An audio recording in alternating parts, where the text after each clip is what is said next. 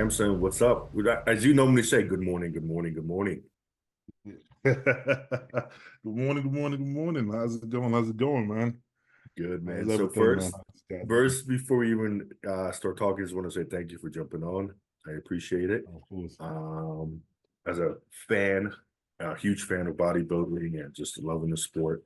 I love talking to you guys, and because you guys are my heroes, right? So I'm always grateful and thankful. But I brought you on so people can know, which I'm sure a lot of people already know, right? Your fans do. But I Yeah. want to hear also, how did Samson become Samson, right? Um, how did Samson end up being UK? What drove him to become a bodybuilder? Yeah. And then what did Samson have to battle, right, that people don't know about that to Yeah. to get to where he is now? Man, so originally people, I mean, even now I'm even surprised because people still think that I live in the States. People in the UK even think I live in the States, which I always find quite funny. So I was originally born in Nigeria, you know, and grew up there, had my childhood there, and then early teens, I went to boarding house in Nigeria and everything else. I went to boarding school. Mm-hmm. So I think early things, my family sort of wanted me to move down to the UK. And basically, so I think I was about 15, 16 at the time. So we moved basically here for this education purposes and stuff like that. Just have a better reach in life, basically. Mm-hmm. So moved into the UK and just carried life on from there. Went to secondary school and everything else here. For me, I've always been a character. I've always been into sports, man. Sports was always my thing. I was always that guy that was just like school, education. Yeah, I sucked at that, but when it came down to sports, that was my Okay. thing. From football, soccer as you guys call it, Mm-hmm. from football to basketball to track and field and all that. That was where it was just my highlights where I just kind of rocked at. So kind of like I was kind of always kind of like had this thing where I was always good at it, but I was never, I don't know, I never really took it all the way there. I never really kind of went fully into it or fully committed into it. And I think, at the time, obviously coming from Nigeria to the UK, not sort of understanding the changing culture and everything else like that, Yeah. that took a while to sort of grasp how much culture changed and how things you have to get used to. So it was a struggle, especially when you move here in that years where the year we kind of moved into the UK was the year where you're having to make decisions about your life and your future. So you were that part in college where it was like, okay, what do you want to be in future? What do you want to do? What course do you want to take and everything? I was trying to get used to just even picking up the culture. I didn't have a freaking clue. I wasn't ready for that sort of decision yet. So I didn't know. I remember, graduating secondary school and like you had like the career advisor and I asked, oh, what do you want to do when you grow up? And I'm like, am I supposed to be answering this now? I haven't really thought about any of that. You know, I was always kind of like into sports and everything else. So kind of went from there and I just kind of thought because my dad always said, look, I've worked with you, you've done loads of work around the house and stuff like that. I've always done work with him as well because my dad was an engineer. So he was like, look, I know that you got talent for working with your hands. You got talent for building and doing stuff like that. So he said, yeah, you should go into construction. I think that you should definitely go into construction and some kind of construction job. So that's what we sort of kind of went into. So when I went to like college and stuff, I went into studying construction, building construction and stuff like that. And I sort of took that on and finished college and went into working in construction, and that was sort of it. And at the same time, obviously playing sports on the side, like the football and the basketball and everything. Just playing that for fun. It was never Okay. going anywhere stage, I was just kind of playing for fun and enjoying that. And at the time, I started working in a hospital. Okay. I worked in a hospital for 10 years, you Wow. know. And so, working in a hospital, and I met some of my friends there. And, at the time, we kind of got me into like, okay, why don't I try rugby? Because in the UK, we have rugby here. It's Yes, like yes. American football. So, at the time, he's like, oh, why don't you try that? So I sort of like gave that a go. And, I like, obviously, the aggression, the idea of it, the strength, the outcome of it. Yeah. So I basically got into giving that a try. And, you come into rugby, they put you on the wing. So because you're the guy that just can run fast. You didn't Gotcha. understand the play. You didn't understand it, but you're the guy that front. So they always kind of put the new guys in the wing because, like, okay, we give you the ball, you just run in a straight line to the other end of the field. And So it's that's it. almost like a simple understanding. So that's how I kind of got introduced to that. And for some reason, I was really talented at it. I could run, Yeah. and they absolutely loved it. And I was really talented at it. And I remember the time, this was like about 2012, around that period. The coach said to me that, look, you, you're a great runner, but when the guy catches you, man, they're gonna break you in half because I was always so skinny. You were, yeah. I was like 11 stone. I don't know how much. I think it's like 150 pounds. I, I 6 foot believe it, tall, dude. 150 Yeah, I pounds. believe it. So I was a really skinny dude, right? And he kind of like, look, try to like eat some more food, go to the gym, and just kind of put on some mass so you can actually take a hit. Hmm. So I started going to the gym and sort of like just started training. Then obviously, like most people, you go in the gym, I didn't know what I was doing, didn't have a clue. Just picking up weights and hoping for the best and, doing whatever I see the next guy doing. Yeah, yeah. So, but then, it was the same sort of focus and drive I had in every other sport. When it comes to the gym, it was the same focus I brought into that, where it's like you go to the gym, you take out everything that's happened to your life, you bring it Yes. to the gym and you let it out there. So when I was in the gym, even though I didn't know what I was doing clearly, but I was just driven like that. It's like So your intensity going, was yeah, on point. So yeah. yeah, yeah. So at the same time, I was still working full time. And I remember like with all my jobs, man, I was getting bullied a lot of work. I was always an easy target because I was a very introverted guy, man. I don't socialize much. I don't talk. I don't, I'm very like closed off to people. Yeah. And that's just coming from my childhood, coming from Nigeria. That's what I've always been. So because of that, when you're in a sort of like workplace place and you don't Yes. want to talk socially, you don't want to like engage socially, you're automatically put as an outcast. And that puts you in a position of being Yeah. bullied and obviously being picked on and everything else like that. Yeah. And for a long time I didn't understand it because I was very closed off from the world, man. I was very quiet and I just shy and just like I want to be left alone. I don't know anything because remember I came from a country where discipline was the main thing for kids. Yes. Yes. Severe discipline was Yes. what you do. You don't speak back to your adults. You Hmm. don't give your opinion. You speak, or else you get disciplined Hmm. quite harshly. So when you come to the UK, you still have that mentality because the mentality you grew up with. That's the mentality you have. So being around adults or people of influence or people of power, people of higher stature than you automatically close off and you go quiet and you don't speak back, you don't do anything like that. Hmm.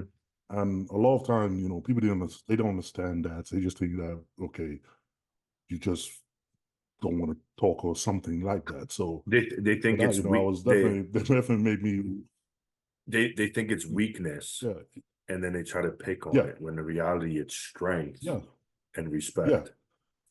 you know. So so because of that, obviously, I was very shunned a lot and I was very cast out a lot and very in that position a lot. So I just took that and I took it to the gym. That was for me was okay.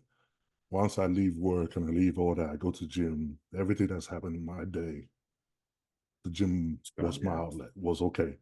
Now I'm gonna show you who I am. And I would have gym headphones on, nothing else, put my head down, and I just beat myself up to the core. You know, I will do everything. I'll be in pain and I'll beat myself up to it because of the idea this is my strength, this is what I was good at. So I used that for a few years and it came up to about 2013, late 2013, met my current wife at the gym at the time. And she was training the same gym I was. And and we started after a while we started talking and everything else like that. And yeah, flirting and everything else, and just kind of talking and got to Hmm. know each other a lot. I remember the first time she saw me in the gym, she said she thought I just came out of prison. I was like, why? She goes, because you come in, you got like this shaved head, eyes down, hoodie on, headphones on. You come in there, you look like this aggressive guy that just like get the hell out of my way. You Yeah. train and you leave. And she thought that man, he must have come out of prison or something because Hmm. he just looked like that guy. Yeah. Yeah. Yeah. And so we got to spoke and everything else, and she sort of kind of, it took a long time, but she slowly saw through that, and she started peeling the layers away and understanding the dynamics of who I was beyond what the Yes. physical, what you see as I'm looking in. And then even I didn't even see at the time because I didn't, at this time, I didn't know why I was like this. This is just who I Yeah. was, you know. So, so at the same time, when I was playing rugby, the guys started noticing, we go to the change room after a game. Guys are looking, going, dude, man, you're looking really buffed up. What the hell? Like, have you like moved? You're having a physique on you. You're really changing. You're really growing fast. And I'm like, yeah, thank you.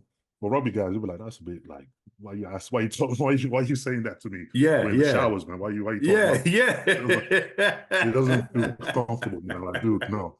It was weird. So I was like, yeah, okay, thanks. So, you kind of pushed it off for a few months. They keep saying it. And eventually, once guy said to me, like, look, have you ever thought about like doing a physique competition? And I was like, well, I mean, that's a bit, nah, that's not my thing. I don't do that.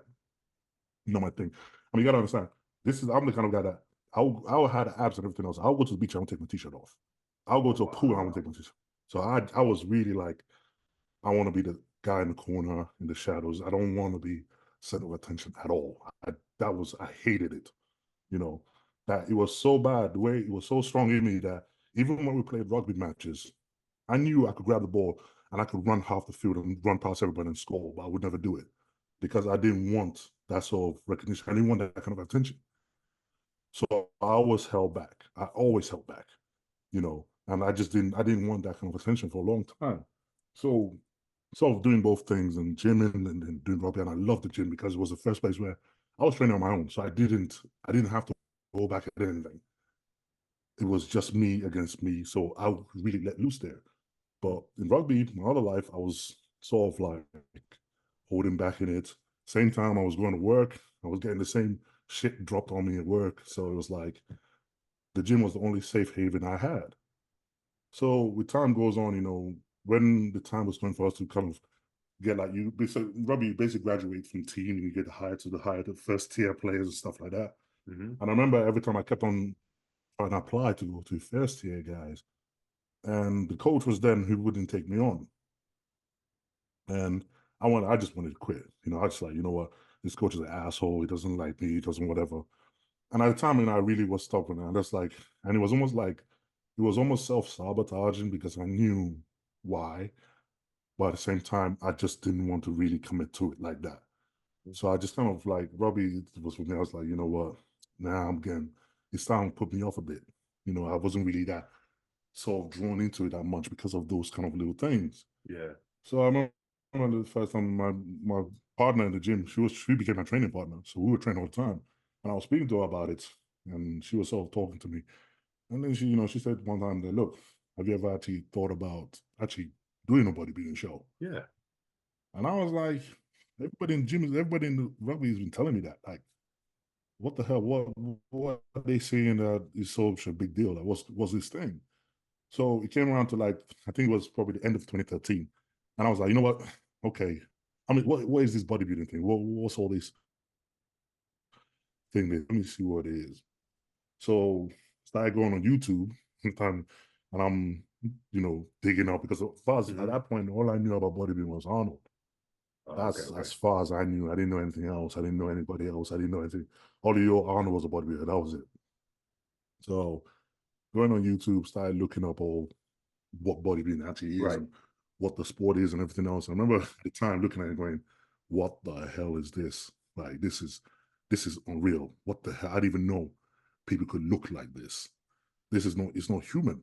Like it just did not, it couldn't make sense to me. Like, how can you make your physique look like that? And I was just blown away by it. So we kind of I thought about it for a while. And I was like, okay, you know what? I'm gonna sign up for a competition. So in my town, there's a local competition that happens once a year, and it happens around the April time every year. So I was like, okay, I was like, all right, you know what? I'm gonna sign up for that. And they used to have like you have class, and then you have like by the end of the night, you have like a grown up with an open class, stuff Yes. like that at the end. So we signed up. So I went up to the guy that runs the competition. He has a gym at the time in my town. When they're training his gym, I told him, look, I wanted to sign up for that competition. And he was like, yeah, man, of course. He put me in for it. So this was like December. It was like late December. So I'm like, okay, I got 3 months, 4 months. I can train Yeah. like a bodybuilder, train in the idea of doing bodybuilding. So side training, training my wife at the time, my wife now anyway. So training with her, we kind of going through it. And that was the first time where I actually started actually training, like, okay, bodybuilding training, leg day, back day, arm day, Hmm. like training with that mentality of, okay, you're trying to now make things happen. Well, rugby was always explosive training and Yes. stuff like that. This was the first time I was like, okay, focus, food. I wasn't dying, what the hell a diet was, man. I was like trying to eat as much food as I can at times because it was kind of like skinny dude, right? So I was like, okay, just eat what you were eating and just keep training as hard as you can. And I remember even because, they gave me a goal at that point. It was like, you have a competition there, you go something going, you come to the target now. And it comes from this thing you love doing, this gym thing you love doing. This is what's going to take you into this competition. So Mhm. automatically, I'm going at it like an animal. I'm going at it full force. I'm putting my body through everything, things that I never thought I could. Now it's giving me that extra energy and extra motivation to really push myself to the extreme with it. So I'm going all out. I'm training late at night. I'm finishing from a long day shift, coming home 7 p.m., dropping my bags, going out like just constantly, and then starting work the next morning at 6 a.m., going out again. And I was just at it. So it was definitely like I really loved it. I love the discipline of it. I love the idea of it. I love the way you start seeing changes happening. I'm like, Yeah. okay, this is all new to me, but I'm loving it, you know. And at that point, it's like you're seeing this sport that for the first time, you don't have to hold back. Yeah. You are not in a team. So you're not in that sort of mix where you have to depend on your team. And even no matter how well you do, if the team lose, you all lose. And if you don't do so well, the team wins, you all win. For the Hmm. first time as a sport where it was just you, yourself, and I. You have nobody holding you, nobody telling you, okay, you got it. And you're not doing it in front of anybody. You're doing it in a dark gym by Hmm. yourself. You're not being watched. So this is Yeah. literally what you thrive on. Yeah. So for me, it fit me perfectly. But the one drawback we always saw, me and my partner, we always thought like, dude, how are you gonna get on stage? How are you gonna strip off in front of thousands of people on stage? Listen, you're gonna crack up. So Quinton, I know you know Quinton. Um, that was his thing too. Yeah, When he was going yeah. to I'm compete, surprised. that was the same thing that held him back because Yep. listen, in Nigeria, it's like, what are you doing? You're a man. Why would you do this? Yeah. Why would you So stand there with your pants down? yes, so Yeah. that So was the same thing, dude. Same thing with Q. oh man, it was an insane fear. It was like, man, dude, you don't even strip off on the beach. You don't strip off. You don't like. You're gonna get on stage in front of everybody in pants and stand there and be judged. Like this is it's obscene. And it was one of the two. I was like, I'll cross that bridge when it comes to it. I don't Hmm. really want to think Hmm. about it. I just focus on this part right here. So we went through all the training and it came down to the day of the show. We're backstage in this whole it was in a basketball court. I remember it was a really freaking big game in town. I had my family come to watch, had friends come in to watch and everything else. Your first class, your first time, you guys going on, you're starting the show.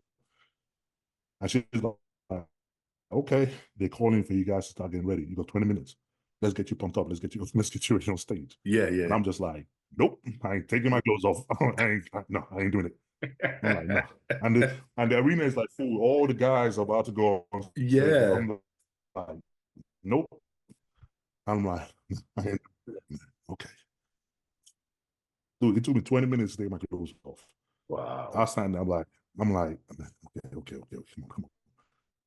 So eventually, I remember very well because there was this big brick wall, and I remember turning my back and facing the wall so I don't see anybody else, and then stripping off, looking at the wall. Yeah, And yeah, I'm yeah. like, I just want to assume that it's there. And I stripped off, and I remember stripping off then. And as soon as I stripped off, I heard the whole room went quiet. And I'm like, what the hell? So I turn around and look around. Everybody's looking at me. And I'm just like, oh God, what the hell? And it wasn't. He like, oh crap, okay. So this mom like, okay, just get pumped up, get ready, let's get on stage. So I remember at this point they even rushing us to get on the line and get us on there. So I run into guys, they lined us up, they're walking us onto the stage. And obviously you can imagine what it's like going out there for your first time. Normal, let's doing a Yeah. normal show is bad enough. Your very first time and you completely have no idea what you're gonna do, have no idea what to expect, you have no idea what your reaction will be. Yeah. I literally felt my knees shaking. Like Wow. everything was trembling. And I'm like, oh my God, what have I got into? What if I, this is not, oh no, no. Every minute I'm thinking, just run, just turn around, just run right now. And I'm waiting and I'm like, okay. So they cue us in, they call over us one by one. We all run out of stage. And I walk out and the light just clipped. I'm walking up on this, I'm waving the crowd, I'm hitting most muscular, I'm walking like, yeah, what the hell? Yeah, come on, bring it. And I'm walking up on the stage, like giving them, yeah, come on, let's go, let's go. And I'm literally walking around that stage and I'm giving it the whole, yeah, let's do this and everything else. Walk off stage, we all looked at him, he was like, what the hell was that? And I'm like, I have no idea. And we were like, Wow. what? I'm like, I literally did not know where it came from. I literally, it just, a light just switched. And I came back, I'm like, they're like, what? How, what? I'm like, I don't know. So we go on, so we did the comparison. He goes down, I win the class. Yeah, yeah, And yeah. I'm like, yeah, this is mine. This is me. I want this myself, not team. This is me. Yeah. I'm going, okay, job done. I've proven what I want to do with myself. I could do this. This is what I can do. I'm happy here. So walked in and I remember come off stage and guys people come up and saying, dude, man, you've got potential. Your physique, wow, you've got a big road to go. You can go all the way, man. You're a big road to go, you know. And I remember being promoted and the guy was like, look, the big boys are going on later on tonight with open class. I want you to go on there with them and compete again. So I'm like, I'm so buzzed. I'm like, hell, I already go. I'm like, yeah, let's go. So wait out all the end of the evening, and then I'm backstage. I'm pumping up, and I'm looking around, and all the big dudes Mhm. are backstage. They pumping up too, and I'm looking around, going, "Oh shit, maybe this wasn't a good idea after all." But they're pumping up, and I'm already my confidence is just dipping, and Going I'm like, down, yeah. "Oh my god!" And I remember one of the guys that was watching the show came around, and he came to me, and he was like, "Man, dude, wow, great physique, absolutely great physique. And you know what? I think you're probably going to win this class as well." I'm looking at him going, dude, are you high? What are you talking about? I'm like, do you see these guys here? It was, no, I think you got it. I'm like, what the hell is like? What is he on? I mean, he's probably being nice, but what the hell is he on? Yeah. Didn't think nothing about it. So we came back on stage, did the rounds, did everything else. I'm like, okay. I remember this time they didn't even do because this show was one local. They didn't even do call outs. They literally go 6 man on. They swap you guys around, or everybody 6 on 6, and they didn't do call outs. This was an NPC show, so they Oh, just okay. literally put you. So you didn't have a clue if you're winning or you didn't know. You just like lined you up. Everybody pulls, everybody gets off, and they call out the winner. That's it. So you don't get any sort of like, oh, who's winning? You didn't get none of that. You Yeah. know. So yeah, so this was back then. It was like nah. So when we came off and came in for the awards, okay. So came out top 4, okay, top 3. I'm like, I'm still here. I'm like, okay, and then came out top 2, and I'm like, what the hell? And I remember the guy that was sponsoring the show. He's like, okay, this kid, and he was like, okay, for our winner, this kid came up to me 4 months ago, and he said he want to compete. And little did we know he'll be here crowned up. And I just literally blew my mind. He's like, we'll be here crowned as the winner of the show. I just lost my shit. And he goes, I won that class too. Wow. And at that point, I'm just like, what the hell?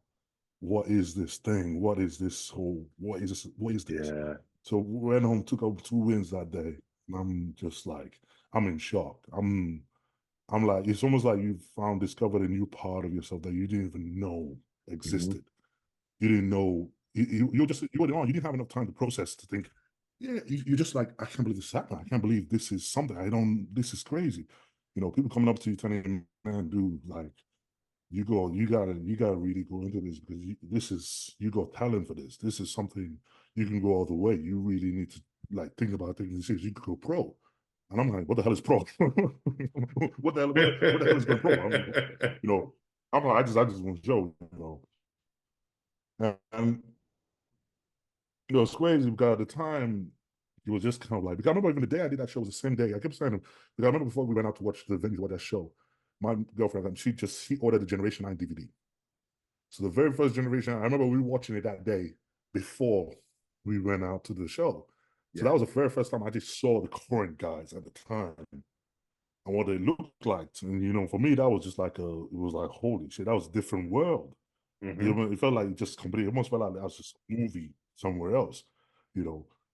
So when we finished that show, you know, so like we kind of was from there, it's just like, okay, I made a decision that look, I wanna be able to do this. It looks I just got a love for this thing. And I'm completely addicted to it. And I'm like, okay, I wanna be able to do this. I wanna be able to see how far I can go with it. You know, I want to really sort of invest my time into it. So at that point, I was like, you know what, this sport, I think this for once, I've done so many sports in my life. I've tried so much, but for the first time, it feels like this clicked. This one really, it really is me. It's one that I'm Yeah, meant yeah, to yeah. do. From that point on, we committed to it, and we were like, say, you know, the rest became history. That's wild, man. That's fucking wild. Like, so imagine the guys that were there who like were into the Yeah. sport, and then you're like, hey man, I don't know what I'm doing. So and you're like probably looking to the side, what pose do I Yeah, do? yeah. Oh Yeah, my because I God. remember, because honestly, I still see them guys now, and they still message me. They talk to me, and it's like, "Oh, we were all there at your first show. We all saw it. Now they all message me now, saying, man, we knew. They were like, we knew, we saw Yeah, it. yeah, yeah. Yeah, we knew." He was like, "We were all there your first show. We saw it. Going, man, this kid, there's something there, you know." And you know, I like they saw it, but I didn't see it. I Yeah, didn't yeah, have a yeah. freaking clue, you know. They saw it. My wife saw it, and they all like, look. You, you have to you have to go after this. It's there. And I was like, look, okay, one thing I know is I love the gym, I love training. Hmm. And I like the idea of, you know, pushing myself to the limit, knowing that my hard work is it's all down to me to control the outcome of something. And that was a driving force. For me being successful in this isn't down to, okay, I gotta get sponsored or I gotta get Yeah, yeah, this, yeah. I gotta be this company or this is just your effort, you and a gym. That's all it takes. Hmm. If you're willing to do that, that's all that you need to get That's there. all So it for takes. me, it was Yeah. like it fit me perfectly, you know. So yeah, it was definitely a start of something that even then, to years later, I didn't even realize it would go this far. You Hmm. know, it's like, man, the outcome was, it's still on my mind, you know. That's wild, man. Give me 1 second. I'm gonna check the audio just because it Yeah. was acting up a little bit. Just bear with me. Oh,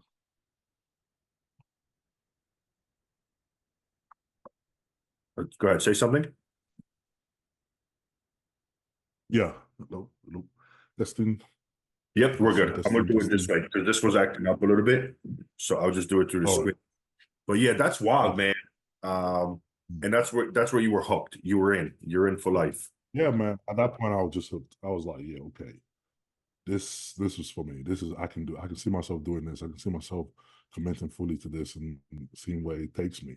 You know, I mean, I never thought it would take me this far, but I just kind of see myself. So, you know, for years, you know, I mean, even at the time, you know, coming up through it, you sort of saw how fast you were progressing, but yeah, you never really saw yourself how far you were going to progress to.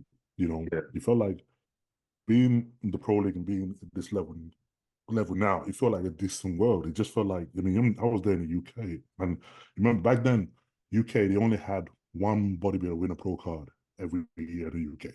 There was just one person wins in every year, and as well as that, all the guys have turned pro. We haven't had many that have actually made it to that level. Because if you think about that time, you talk about the only guy that been is Dorian. All the other Yeah, guys, I mean, Ernie Taylor, uh, what's uh, what's this guy? He was really good as well. God, he's gonna but kill me for there not wasn't remembering his much name though, now. man. There wasn't But much. there wasn't much. It wasn't much, and that was it. So the idea of okay, who was gonna be able to get there was crazy. And then I think when we started comparing, and Nathan did it from Yeah, the UK, it was almost like, oh shit, it is actually doable. It is doable. And I think that sort of fired a lot of us up, man. He sort of thought, okay, because you always had like all these myths and idea, oh, you'll never do it if you're in the UK, you'll never be top 10. You never, you always had these things that they sort of put in the back of our minds at a time that our body was in the UK, you just can't compete at that level, blah, blah, blah. And they give us shit, they have like thousands of reasons why, you yeah, know. But when Nathan did, it was like, well, that's all bullshit, right? He's just done it. And so that kind of fired all of us up like, okay, well, we can do it too, you know. So it was definitely, coming from an era where it was not easy at all. The whole time we're doing that, I was working full time as well as trying to, when I got my pro card, I was still working full time. When I was that, I was still working. I was working full time to 2020, trying to yeah, use my normal day job to subsidize doing yeah, bodybuilding for a yeah, long time. It was, and you could tell bodybuilding is extremely expensive and yes. it's hard. It's hard, and I know a lot of guys now they struggling with it because the way they portray a dream, especially here in the UK, is this false dream that, oh, you go off, you win your pro card, that's it, you made it. Mm, You can now quit your job, go, mm, every life is going to change. And at the time coming up, I believed in that dream. I was like, if I win my pro card, I can finally quit my job and then do this and be there. And then you win your pro card and nothing happens. it happens. Yeah, You go, but next day you go back and you're like, huh, okay, this is not what I expected it to be. This is a yeah, shocker. But then you loved it for more than that, so you carried on going anyway. And then year in and year in, and keep saying this, like it got to the point where it was so draining and it took so much out of me and my family at the time. I was like, you know what? If I give it one more year and it doesn't work out, I'm allowed to walk away. I just quit and don't worry yeah, about it. You know. And I remember at the time thinking, man, we were putting everything into this. Everything we had was going into this. And it was hard. And it was like, man, I don't know if this is if it's cracked up to be. It's not what, it was almost feel like you had that naivety and now the bubble was about to burst and you was about to come in the real world and realize, yeah, it's not gonna work like that. It's just not gonna work like that for you. yeah. So I remember at the time just thinking, okay, 2020, I was like, 2020 was going to be my last year. I was Okay, like, okay. So 2020, I was like, you know what? If you don't make it to Olympia this year, you ain't doing it. I'm just going to walk away and be like, okay, I'm good. I gave it my best shot. I'm done. yeah, So 2020 came through. At this point, we were hugely in debt. Credit cards were over. Everything was just funneled through, and I'm looking going, you stop as a man, you're working all overtime and different shifts just to subsidize this. Your wife is working overtime just to sort of fuel this dream of yours. And you're sitting there looking at going, why are we doing this? Like right now, we could be living a decent life, man. We could be on holidays, we could be living downtime, but instead we're putting all this into this and nothing's coming from it, you know. yeah, Or you end up more and more in debt every show you do, you know. And after a while, I'm just like, man, okay, this doesn't work out this year. We just gonna reel it in, you know. So I was literally at that precipice of walking away. So when 2020 came along, and then I was thinking it's gonna be a year. I think I picked out like 4 shows in a row. I was like, I'm gonna do these 4 shows, and one of them has to make it. If one of them will make it, then that's it. And then it came in 2020, and then got hit with COVID, and everything shut down. yep, That was like, damn. And I was like, okay, you're taking, this is crazy. This is not happening. I remember then I was so set up and I was so stubborn. I was like, look, I said this is going to be my last year. I don't care. So I remember prepping the whole 2020. I was in prep. And I was waiting for any show that I could do, any show I could fly to just to get oh, I something see. done. And the whole 2020, I remember just going through all that. And that was one of the reasons people don't know that I went to South Korea, and I had Yeah, the whole lockdown and quarantine in the hotel in South Korea for 14 days, staying 2 weeks out from a show just to do a pro show, you know. it was just the idea of mentality of, okay, I want this so bad that I'm willing to do whatever it takes right now. And Yeah. if I doesn't work, then I can be like, okay, I truly did whatever it took. And I really gave my all to try to make it work.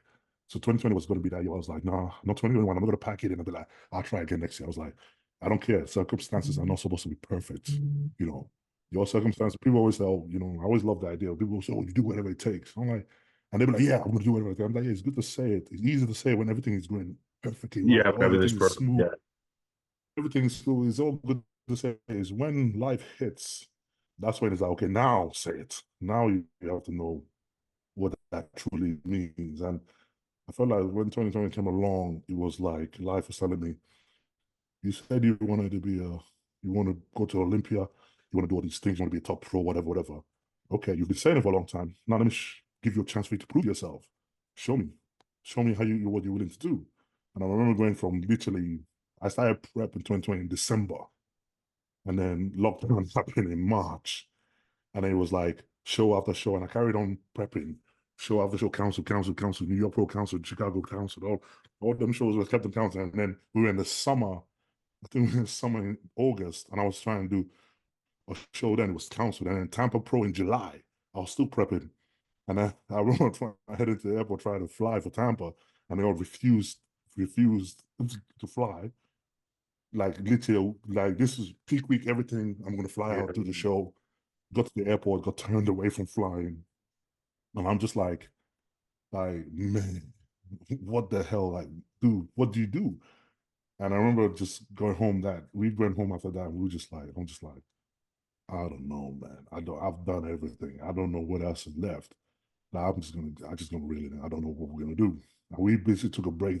We took a break and we went out for just like, we went out one of them countryside just for a few days, just to kind of chill and just come away from bodybuilding, just relax and just so look at the upside of things. And I remember being there. And then I was like, okay, because this whole time we made it a habit of looking through the calendar, saying, okay, what show is next? And that one's been canceled. What's next? And I looked up and the next show was in South Korea, and it was 2 weeks away. And I was like, okay, you checked on the computer and flight restrictions. All right, people from the UK, we can fly to this. We can fly. They allow you to fly to South Korea. I'm like, okay, well, what's the catch? I was like, oh, but you have to quarantine for 2 weeks before you're allowed to compete there. Yeah. Yeah. Okay, I'll be able to do that. You got to quarantine for South Korea 2 weeks. I was like, so I called up like the promoter of the show. I'm like, yeah, I want to do it. I want to come do the show. And they must have looked at me like, are you sure? I'm like, yeah, why not? And it was like, you do realize that you got to quarantine. It's like, yeah, and in my head, I was thinking they're gonna put you like in a hotel with a gym, and you be able to like, get your food. Yes. And then yeah, I was like, no, no, no, dude, no, you're in a room. Like that's it. You're in a room. You don't leave the room for 14 days. There's no room service. You're literally, they put you in a room, they shut the door like a prison, and you do not go outside, step outside that doors for until the 14 days are up.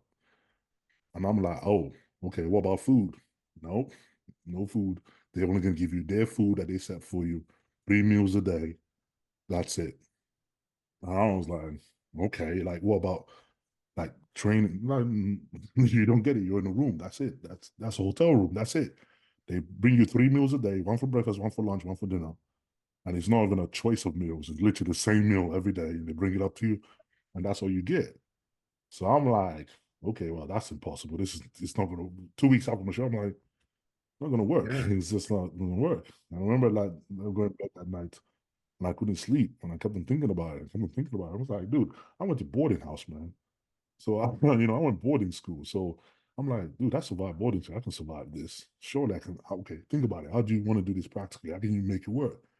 So I started thinking about it and practicalizing, thinking. I'm going, okay, training. I know how I could do push-ups. I could do pull-ups. I could do all those things to kind of maintain enough in training. I'm like, Yeah. yeah, okay, I can make that work. But food was always the hardest part. Like, what kind of, you can't just eat anything. Your food has this catered. So I remember calling the South Korean embassy and trying to plead with them, like, look, can they just give me rice and chicken? Can they just give me, Yeah. and they were like, no, no, no, nothing. They can't deliver you any food. You can't have any special meals. You can't have, that was it. You're not getting anything. I'm like, damn, what, like, really? I'm like, okay. So eventually, I was like, you know what? Came up with a plan. I was like, you know what? I remember I speaking to my friend about it. I was like, this come up, and it's gonna be a crazy one, but I can't stop thinking about it. I think I can do it. And I told him the scenario. And he's like, what the hell? And loads of people told me, man, no, it's like, you crazy. It's not, just no, just leave it. Don't worry. Forget, walk, think about the next one. Yeah. Just leave it, leave it. And I'm like, yeah, but I don't know, man. I can't stop thinking about it. I think this is something. And then I know one of my friends, he told me at the time, he said, look, I have a feeling that if you do this, whatever happens, it will change your life forever. And I was like, man, okay. And he was like, I'm okay, I'm gonna go for it. So me and my wife, we sat there. She's like, okay, what we're gonna do is you're gonna be in a hotel room by yourself for 2 weeks. You don't need no clothes. Get one outfit, leave one outfit in the bag. And she loaded my bag with like frozen food and preservative food, like packets of rice and all those things that you Yeah. can keep for a long term and everything else. She loaded my bag with that, supplements and everything else, just loaded my bag up with that to say, okay, right, let's see how it goes. I go on a plane and flew out to South Korea. And then I remember that like it was literally, it was like going to prison. There was no like the minute you landed, it was like you weren't even getting interviewed, you were getting interrogated. Why are you here? What's the purpose of your visit? Why do you want to come to South Korea? Why was it? Do you know who's here? It was like I had 4 interviews before I left the airport of the Wow. same people asking me the same questions. Like it was literally interrogation. I'm like, oh, damn. And then when you finish, they put you on a bus and they drive you straight to the hotel. And then you pull up outside the hotel. They don't even bring you to the front entrance. They bring you around the back. Like you and everybody, they bring you guys around the back. And people with hazmat suits come out and they bring you and they give you like a towel with a soap and they march you. And you literally, they Wow. march you to your room, put you in there, and that's it. So you could imagine, like, at this point, I was thinking, what the, like, this is not even like, is this even like humane? I don't even know what the hell this is. This is just, it was just like, man, this is another world, you know. So put me in a room like there, and I just remember that door shut, got there, and I was just like, man, okay, 14 days. Let's find a way to make this work. So I remember being there, man, 14 days, and I'm just counting it over. I remember like I was literally training at night and working and sleeping during the day just to be inside with the UK time. Oh, okay, okay, Because okay. when it's night over there, it's day over here. So at Hmm. least I had to speak to people. I had somebody to speak to. But Hmm. then, yeah, I was in there the whole time. Push-ups, sit-ups, pull-ups. I was using the bands, everything, handstand push-ups, just to be in some of shapes. And then I was using the packet rice and everything else, and Yeah. trying to whip up meals and everything else, and trying to stay up in shape. And it was just 14 days of just literally being in this hotel room straight out by yourself. So I remember at the time even it was so crazy because it's like I didn't let anybody know about it because of I had some time of work and they weren't happy about us traveling at the time because of the COVID and stuff. Yeah, yeah, yeah. So I didn't even tell them I just told them I was taking some time off. I didn't even tell them, oh, I was planning on going to South Korea. I just told them to take some time off. I remember just kind of going there and doing it. I didn't want to post about it. I didn't want to let anybody know about it. Hmm. So after a week, I remember speaking to AJ and he was like, bro, are you kidding me? Actually, the promoters called me. They was like, look, we're trying to promote the show. And we told everybody you come and do the show. And fans don't believe us. They're like, no, he's not in South Korea. He's not coming. And I'm like, he's like, so can you do us a video saying you are actually in South Korea? So I'm like, look, I can't post it, but I can send it to you guys can post it, but I can't do anything. I got to stay Yes, yes. quiet. So I did a little video saying, okay, I'm in the hotel in South Korea, blah, blah, blah. Took it in. They posted it and it went nuts. People started seeing it everywhere. And an agent coming going, bro, are you kidding me? You're on South. I'm like, yeah. And at this point, I've already been there for a week. Yeah, yeah, So yeah. he was like, dude, like, this is insane. Like, what you been doing? And I'm showing, I'm like, yeah, this is how I train. This is what I do. This is everything else. And he was just so astounded by it. Like, this is nuts. Like, how, like, this is crazy. This is not normal. Who does this? And Yeah. he posted about it, and he just went nuts. He went blew out.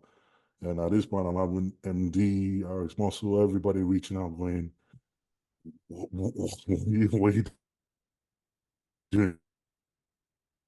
South Korea. And I just said the same thing. I was like, because at this time, I didn't really see a big deal about it. I was like, look, it was a personal goal, something I wanted to achieve. And he's like, we all like the idea of talking about do whatever it takes, push hard, give it all, and everything else. But when push comes to shove, we all fold under it. So I'm like, for me, I saw this as a chance for a challenge to be able to live up to that and say, look, I want this so bad. I'm really, really willing to do whatever it takes. It's not Yeah. just me saying I'm really willing to do that. So I was like, this is just me proving to myself that it's not just all talk. And they were just like kind of blown out by it. So that happened. And I remember having an interview with Fuad. That was the first time me and Fuad actually spoke. Okay. Okay. Was then. So we had an interview for his channel. And he was the same thing. He was like, man, this is nuts. And I told him we spoke about we had an interview and went out at that then. And then, interview got me popular and everything else. And then the following day, he was like, bro, this interview, like, those people are just crazy. They can't believe you're doing this. And I was like, yo, man, this is what it is. So it was getting making a lot of noise that somebody at work found out. So somebody at my job found out, Mm-hmm. and then I got fired. Oh. So at that point, I'm just like, damn, okay, shit. So I have lost my job. If this doesn't work out, it's all falling apart. At this point, I'm just like, oh, damn, this is okay. When I get back home, I gotta go find a new job. So you can imagine how low you must feel at that point where you're thinking, man, I'm doing all this, I've just made it. I think I just made it past just like I was about 10 days in. And I'm like, and I'm stuck here and this is it. Like, this is all I got. And then to make it worse, on the 14th day when I was about to leave, and Yeah. I'm like, okay, made it out. The promoters called me at the show and going, bro, we got some bad news. South Korea is going back into lockdown and the show's been canceled. Oh my God. And I'm just like, at this point, I remember just, okay, I just cutting off the phone and just going to sleep. I was like, there's not even, I got no words not to say. And I was like, man, okay. So at this point, you almost think that, man, I just ruined my life. I just ruined my life. Like, what were you thinking? This was all a bad idea. You stupid idiot. What were you thinking? This is just, it's a gamble that you've lost totally in it. So they called me back later on. They was like, look, okay, we can postpone the show for another 2 weeks. But Oh you my got to stay God. another 2 weeks in South Korea. And this time they're like, well, you can come, we'll put you in a hotel, you can go out now, you can go to a gym, you can eat proper food, but would you be willing to stay another 2 weeks in South Korea? So I'm like, fuck it, I'm already Yeah. here. You're What really else am I saying. gonna do? So I was like, yeah, I was gonna do it. And then I remember at the same time, Fuad called me back and he was like, dude, man, I'm like just so shocked that you have this drive and this thing. It's like, look, I'm starting with my company, Hostile. And this is what we're looking for. Guys that are like this, that are so driven after they go, they're willing to sacrifice to go after they go, is what we are about. And I want you to join the company. At this point, I'm like, what? And he's like, yeah, I want to sign you. And at that moment, I was just blown away. I was like, I, I was just lost for words. At this point, Yeah. it felt like I was that moment where somebody just threw you a lifeline at the minute your life is about to go to hell. Mm-hmm. And I'm just like, I felt like, man, I was so grateful. I was like, dude, whatever you need from me, just let me know. I'll do it. I'm like, look, this is all I got. This is all I have left. There's nothing, and he basically he did that. And he did that for me at that time where it was just so vital to everything that could happen at that point. At that point, everything would have ended right there. Yeah. And he did that, and we joined Hostile. And after that, things just changed. Now it was a case of you don't have to work anymore. You can now focus all your strength on just being a bodybuilder. Yeah. And everybody's like, why did you progress so fast after that? I'm like, because I wasn't juggling 2, 3 lives anymore. This was now for the first time somebody had said, Yes. be a bodybuilder and nothing else. Focus on just this. So I took that ball and I knocked it out of the park. I was like, man, I'm going in it hard this time. So we took that and I was like, yep, well, let's do And Oh then man. 2023 happened. 2021 won our qualification for the Olympia. 2022 did our first Arnold, came fourth. 2020 end of 2022 did our first Olympia, came sixth. 2023 win the Arnold. 2020 end of 2023, end up being top 4, top 3 in the world. So it just came. Everything started adding up from that decision. And when I look back and I laugh, my friend going, I told you that decision, that one simple decision of will you go to South Korea? I told you that would change your life forever. And taking a swing and taking a risk like that everybody told you was ridiculous, insane. That Wow. this is stupid. Taking that Just one chance, it led to this. just like I'm just like envisioning, picturing myself in that situation. And I'm like, dude, there's no way I would have been stable enough to go because you're not just in South Korea for 14 days. You already were on prep the whole entire year being Yeah. told. Yep. And then Yep. you're in prison and then you just Mm-hmm. you just getting kicked, keep getting kicked down. Yeah. Like, and then like you have to provide for your family. And then the Yeah. work calls and says, sorry, man, you suck. You're You fired. saw You're me out of traveling. the job. Like, Yeah. It's it's when you think about like you being at your lowest point and you're thinking, man, what the hell? Like, dude, like I can't be any lower. Can you just what more do you want to do? How much more lower do you want to kick me down? Like, and then right there, it was at a point where things like just okay, we see now. And honestly, it felt like that was always the testing point for my life at that point. Was that point where it was like, look, you tried. We want to put you through the ringer and see if you still stay and hold on to that goal and you hold on to that mindset and hold on to what you said you're gonna do. And right when everything else falls apart around you, can you still hold on to yourself and say, yeah, that's my goal, that's my dream. I want to do whatever it takes to do it. so now I see how you're able to run it like the bodybuilders from the 90s, where you do so many shows because you're doing so many shows is nothing It's compared not to the compared to that's Olympics. why I was that's why I was laughing because I was like, I was like, because I always tell people that it's like they see you now, they haven't seen where you came from. They're like, Yeah, why are you doing all this? Why you I was like, you because see I where I came can. from. Yeah, Yeah. because I can. Because when you wanted to do it all, everything was Yep. like, no, nope, Everybody. sorry, No, can't, no, no, can't, no, no, can't, no, no, can't, no, no, can't. can't do So that. Can't do that. now Yep. it's like It's like, because I can. That's yeah, all. yeah. And you don't change. And the thing is, it doesn't change you as a person. It doesn't change who you are. The success and everything that comes with it. It doesn't change unless you choose to change or you're already that Right. person. You still stay that way. You still see the world that way. You still see it and grabbing every opportunity you can. Like, Yeah. yeah, give it to me. I don't let go. I'll do. And you still see like every opportunity you grab it with both hands and you want to, yeah, because you always feel the idea like you don't know when it's all going to end. You Yeah. don't know when you're going to go back. You don't know when everything is going to be like, okay, you had your chance, you blew it, that's it. Yeah. So you playing this idea of, okay, whatever opportunity you can, make sure you capitalize it. So if you ever in a point where you no longer can do this anymore, you don't want to ever sit there and go, I wish I did better. I wish I did more. I wish I gave. I wish I made a more effort. I wish I did more shows. I wish I actually just did something when I had the chance. So I'm like, no, I want to make sure that when this is done, and I look back at my career, it ain't gonna be like, "Yeah, maybe I should have done more shows. Maybe I should have traveled more. Maybe I Yeah. should have really, done that seminar, go to there, do that guest proposal." I'm like, no, I don't want to have any regret. I have no regrets in that sense. Yeah. So yeah, You know what question that pops into my head? This is a good one. So, because I talk to a lot of you guys and I always ask so many questions. And the one thing that always pops into my head is, how can, like, what is the goal or how do you become immortal? And what I mean is immortal within the bodybuilding sense.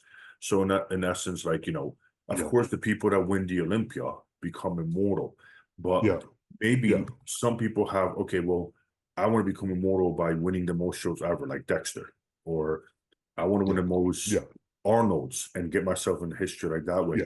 Do you ever think back? Do you ever have any times when you're like, you know what? This is how I want to be immortalized, or is it just kind of just go, go, go? I I think about it like this. I remember like every time I spoke to guys coming up through the rings when I was playing doing bodybuilding, I was talking to all the old school guys. Like, you know the old school guys you saw in the gym and people you see like you go to old school gym, you talk to this guy and all Yeah. that, and they all have the stories about you, right? Yes. I remember every single one of them, they all have in UK, they all have a story. Or the first time I saw Dorian, or he was guest posing here, or the first time I saw him, he was in this show, or the first time I saw this guy, he came. And I hear the way they speak, and I hear the way they talk about that memory they had for that moment, that one time they saw this guy, one time I saw that. And I sit and I'm going, that is how you do it. Giving as many people memories of you that they can. That when your time is done, they remember, oh, the first time I saw Samson walked out, the first time Samson guest posed in my country, or he came to Japan, or he came to Korea, or he came to India, and I saw him in the flesh. I don't think anything you can do. Social media, internet videos will never change something in the flesh that happens personally, you Yeah. know. So when you go to those, go to those events and meet and greets and stuff like that, you shake a fan's hand and say, yeah, you grab that photo with him. People think that that's just a little passing thing. But I know because I was in the other side of it. Mm-hmm. I know the first time I met a pro, first time I can tell you every single pro, I know the Six. first time I met everyone and you shook their hand and you took a photo with them. For them, it might have just been one more fan, one passing fan. But for that person, they remember that moment Yeah. very clearly. Yeah. So what you do then resonates with them for the rest of their life. They remember, oh yeah, I remember the first time I met him. I met him. Yeah, I met him. They remember that. So you need to understand that it's not always being on Olympia, winning the show, or being here. A lot of people are gonna remember you. Okay, yeah, you won the show and everything, but you can still be forgotten. Yeah. But what you do to someone individual, that moment they got a chance to meet you and talk to you, it lasts a lot longer. So I want to make sure that I use as much this opportunity to use that to reach out and travel and meet as many people as I can and build that, so they remember when this physique is is completely gone and I'm old and no one cares. They'll be like, oh man, dude, 2024, when I met you, you were guest posing at this show, bro. You walked out, Yeah. man. Those memories are That's powerful. immortality. Yeah. And so and that to me is like, yeah, I want to smile when they tell me that and go, yeah, I was big when I, you That's know. pretty cool. So yeah, That's pretty cool. yeah, With the Arnold being pushing so hard to be like neck and neck with the Olympia, where they become the shows yeah, forever, right? Is that something that excites you yeah. to do both every year? Oh yeah, man. Of course. I mean, come on, it's growing. The show keeps growing. It keeps getting bigger. Now there's a point where the prize money and close enough, the prestige is now rivaling the Olympia. Yes. So you're looking at this now, you're like, man, okay. This is a show that is now like you're looking at going, man, okay, this is a show that you now want to go to every year. You now want to because even the way the Arnold is, when you're there, it's it's sort of show for the athlete, man. It's you're treated so well and you're invited to this prestige. And I don't know, maybe it's the idea that it's an invite show. Maybe it's the idea that you don't just apply or whatever. Yeah. Yeah. You're invited to it. I don't know. Something adds to that prestige of it that it's now you're looking and going, this is cool. This is something. This is cool.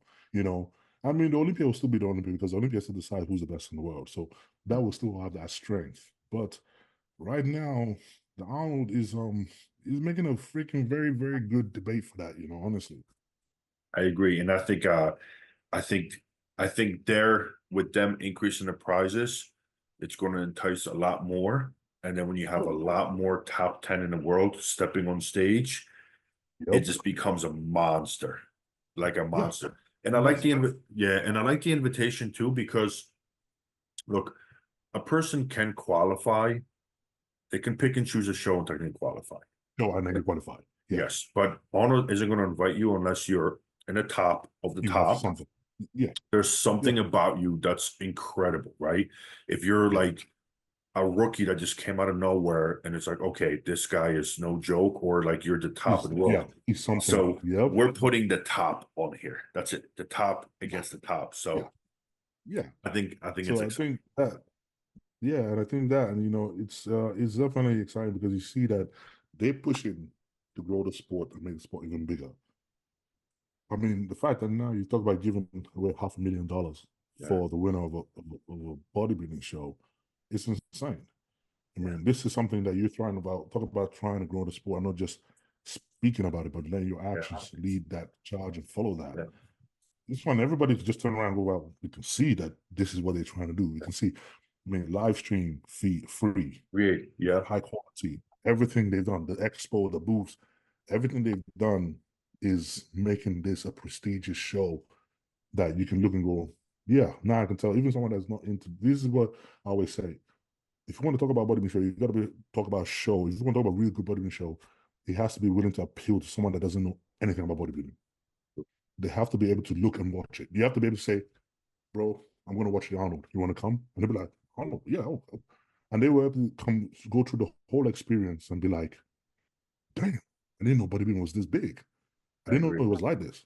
They need to be able to feel like that. From everything has to be look like this premium, like, yeah, Yep, this is the show. And I think when you start leading and start following that example of making this, yeah, this is a world-class show. It's not just some, okay, we get some guys together and we have them. This is a world-class show. And everything about surrounds it feels that way. You grow the sport that way.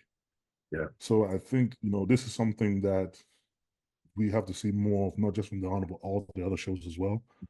That idea is you have to not just reach out for bodybuilding fans. You have to reach out going, if someone so says, yeah, okay, I'm going to take my dad along, I'm going to take my grandmom along, I'm going to take my aunties, my uncles, they don't watch mhm, bodybuilding, they don't know anything. If they come to the show, they're going to want to watch follow bodybuilding after that. They're yeah, going to see a class, or they're going to see a habit, they're going to see something, and they're going to have a full on experience that's going to make them go, man, I didn't know this sport. yeah, I really enjoyed myself. I want to great. pay more attention to this. Yeah, this is real on TV. And the live stream is like quality, and you're looking at it like you're watching a football match. Yeah, You're gonna be like, damn, this is I yeah, didn't know this was happening. yeah. People that don't watch it will look and go, wow, this is crazy. Hmm. So you want to be able to appeal. If you can appeal to those like that, you're doing the right move. Yeah, If you put on live, if you do a live stream and everything else, and it doesn't play and it's pausing and it just looks like a lower down production, you yeah, literally bring the sport down with that because then you're gonna watch and go, oh, well, this it doesn't look serious. It looks like a bit of a joke. yeah, So for you to really raise it, you have to make it into the point where somebody that knows nothing about bodybuilding, don't have any play in it, don't have any say in it, don't know anything about it, can put it on by mistake and go, hmm, wow, this is cool.